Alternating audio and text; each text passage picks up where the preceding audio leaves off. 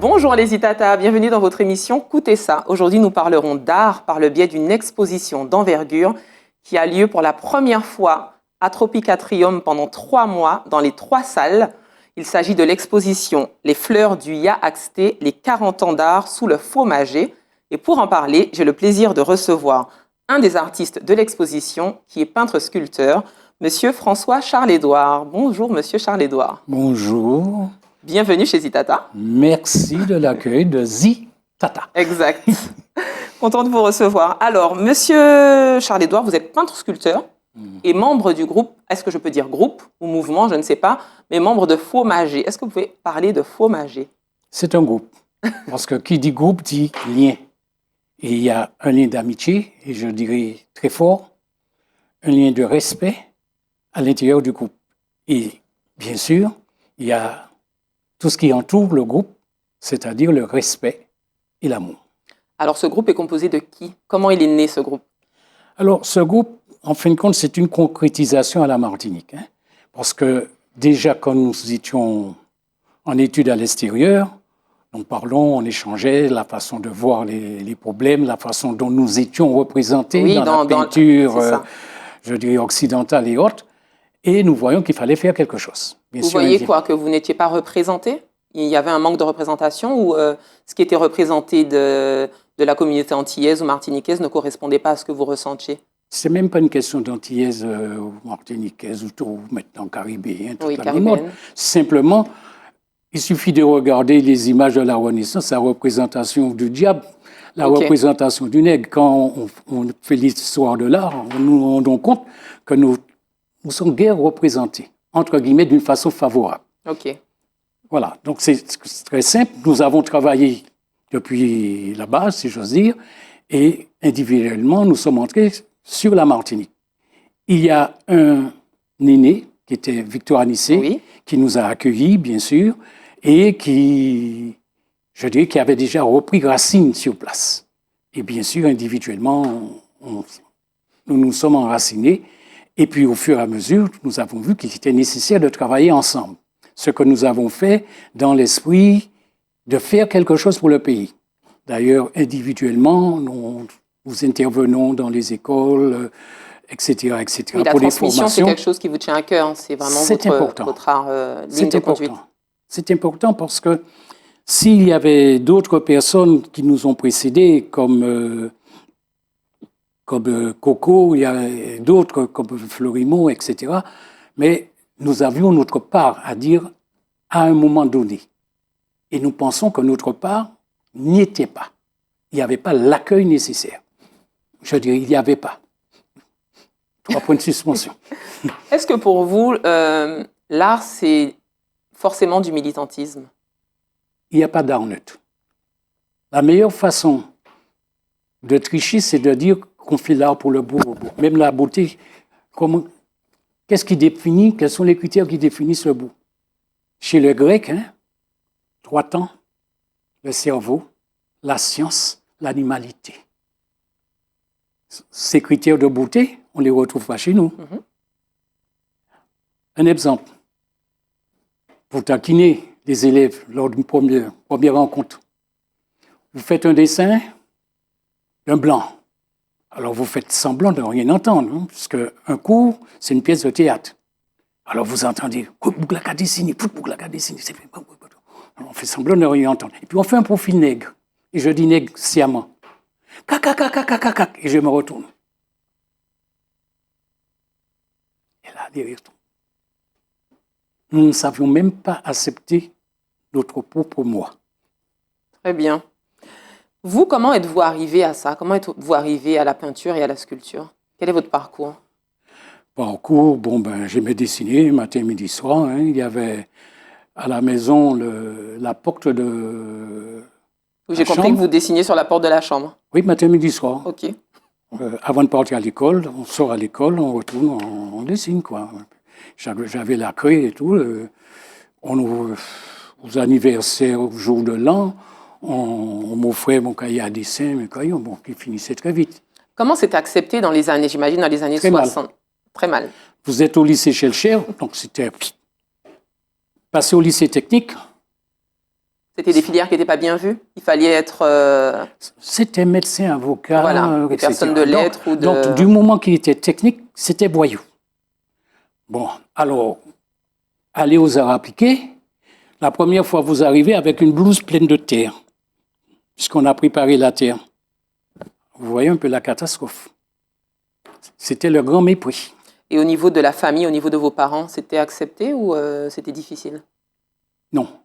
Les parents, j'ai eu la chance d'avoir mon père et ma mère qui ont accepté. Très bien. Le reste de la famille, pas toujours. Anti-maman qui était tant d'espoir et puis c'est ça qu'il allait faire. Ok. Voilà. C'est vraiment synonyme de... L'échec. L'échec. Très Feignant. bien. Alors, les fleurs du Ya Axté, 40 ans d'art sous le fromager. Qu'est-ce que ça signifie, les fleurs du Ya Axté? Qu'est-ce que c'est?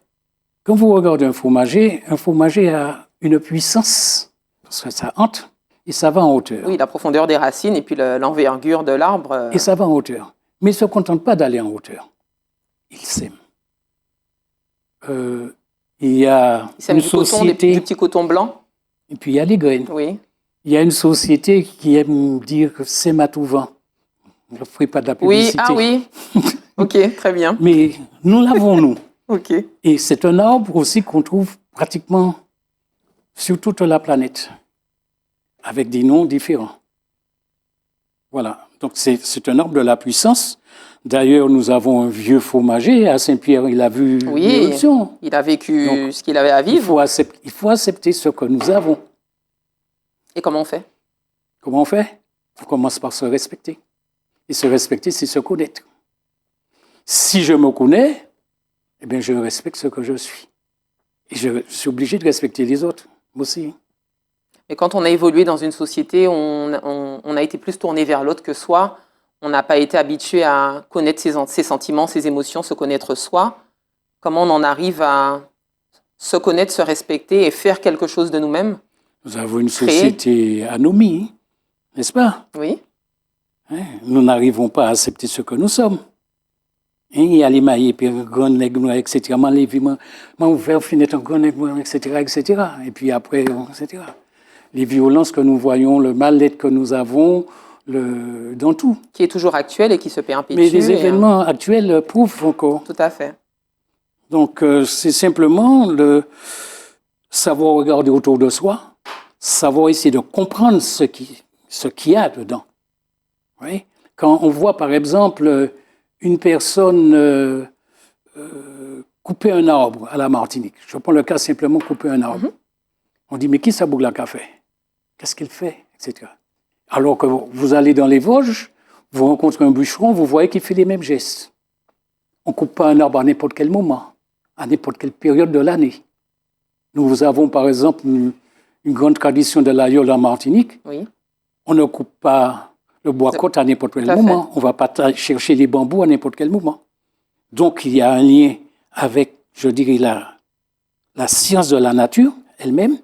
Et puis, il y a un lien spirituel. Le lien spirituel, Victor en parlait, pour certaines choses, on ne va pas laisser n'importe qui toucher. Alors justement, parlant de lien spirituel, la spiritualité est très présente. Vous avez 4 piliers autour des expositions qui sont la spiritualité, la mémoire, la résistance et le génie populaire. En quoi la spiritualité pourquoi la spiritualité est beaucoup plus prégnante dans l'exposition que tous ces autres piliers, justement? Elle n'est pas plus prégnante. Elle est, vous savez, les choses sont permanentes. C'est le regard. C'est dedans. On est dedans. Bon, vous savez, si vous dites que, par exemple, vous êtes cosmique, les gens disent, qui ça? Non. Je vis avec le jour, la nuit, la lune, les marées, la pour terre vous, il n'y a qui pas se déplace. de spiritualité plus prenante, elle fait juste partie, c'est la base de la création. Nous vivons dans la spiritualité. Très bien. Quand un paysan, et j'emploie sciemment ce mot à l'occidental, plante son igname, il ne plante pas à n'importe quel moment. Tout à fait. Et s'il a besoin que son igname puisse bien croître, bien plonger, il va lui mettre une rame pour que ça aille en hauteur. Alors une personne va dire, mais qui c'est qui a fait? Ah oui, mais c'est bon Dieu qui a... Non, il sait que c'est clair. Plus je vais en profondeur, plus je vais en hauteur. Tout à fait. Alors parlons des artistes qui exposent. Alors on a René Louise, Bertin Nivore, Yves Jean-François, Serge Goudin-Thébia, Ernest Breleur, François Charles-Édouard, Victor Anisset. ce sont quand même des personnes qui ont de fortes personnalités. Comment, au fil du temps, vous avez réussi à garder un groupe consolidé? Est-ce qu'il y a eu des événements marquants? Parce que garder des personnalités pendant près de 40 ans, ça ne doit pas être évident dans les échanges, dans l'esthétique, dans les projections de pensée et puis les idées. C'est une rétrospective. Donc, présentement, par exemple, Ernest Breuler ne fait plus partie de Fromager. Actuellement, Serge Coudin-Tébia est décédé, ainsi que Jean-François. Oui. Donc, et puis, actuellement, il y a de nouveaux membres, il y a de nouvelles, puisqu'il faut mettre au féminin. Et à la base même, comment vous avez évolué avec ces fortes personnalités? Le respect. Le respect. Par exemple, il nous est arrivé de dire, bon, nous faisons une rencontre, d'accord, nous allons discuter. Bon, toi, tu prends quel sujet? Mais moi, je prends ce sujet-là. Et tout le monde est à l'heure. On n'a pas besoin d'un chef pour dire c'est à 15 heures. À 15 heures, tout le monde est là. Un tel fait son exposé, quelques échanges.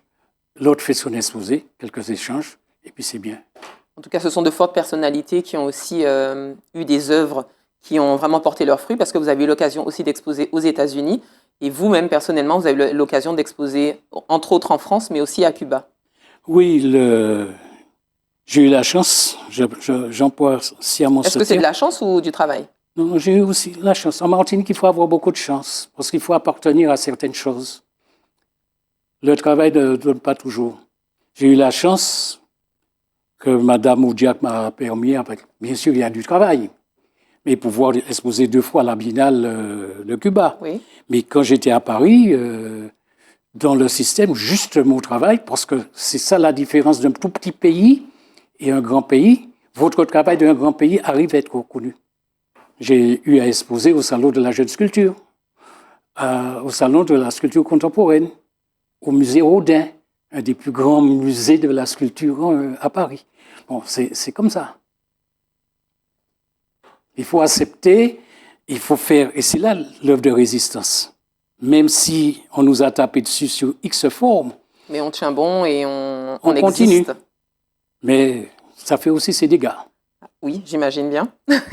Donc, chaque œuvre a sa singularité en fonction des artistes. Il y a aussi un besoin d'utiliser les matériaux typiques de Martinique. Donc, il y a un de vos sculpteurs qui utilise alors, notamment du bambou, mais aussi de la terre cuite et aussi les symboles amérindiens. Oui, c'est-à-dire que nous avons travaillé sur tout notre environnement.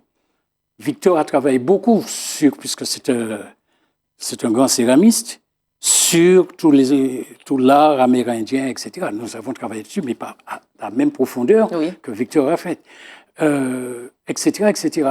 Bertin a travaillé énormément sur le conte, sur le langage. Oui. Moi, j'ai travaillé beaucoup sur le matériau, la contradiction qu'ils n'acceptent pas en Occident et que je mets dans mon travail. Pour vous donner une idée, j'avais fait une sculpture, je crois que je ne me rappelle plus pour quelle exposition à Paris, et je nomme le nom, c'est un grand sculpteur qui est décédé. Étienne Martin, il vient et puis il me dit, bon, toutes les formes sont belles, c'est très bien, mais comment tu te permets de mélanger l'acajou avec du plâtre? Et là, j'étais sûr que j'étais dans le bon chemin. Je lui ai répondu, l'acajou est ordinaire chez moi et le plâtre coûte très cher parce que la notion de valeur. Très bien.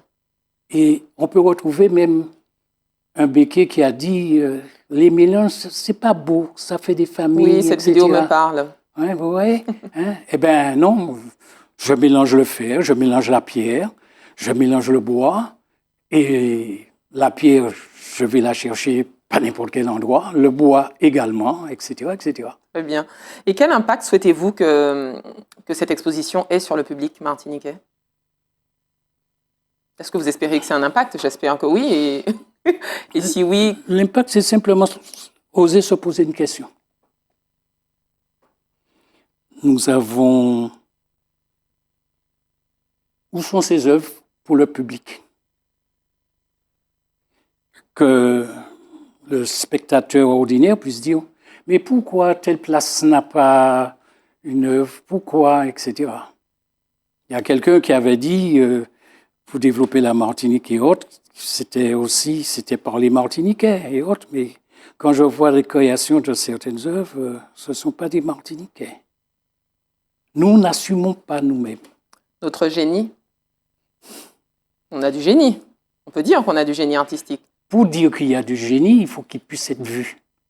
Est-ce que ce génie est vu? Est-ce que soi-même, on peut dire qu'on a du génie ou est-ce que... Non. Non. C'est l'autre qui doit le dire? Mais je vais dire quelque chose, hein. Il va peut-être faire rouler. J'ai eu une commande.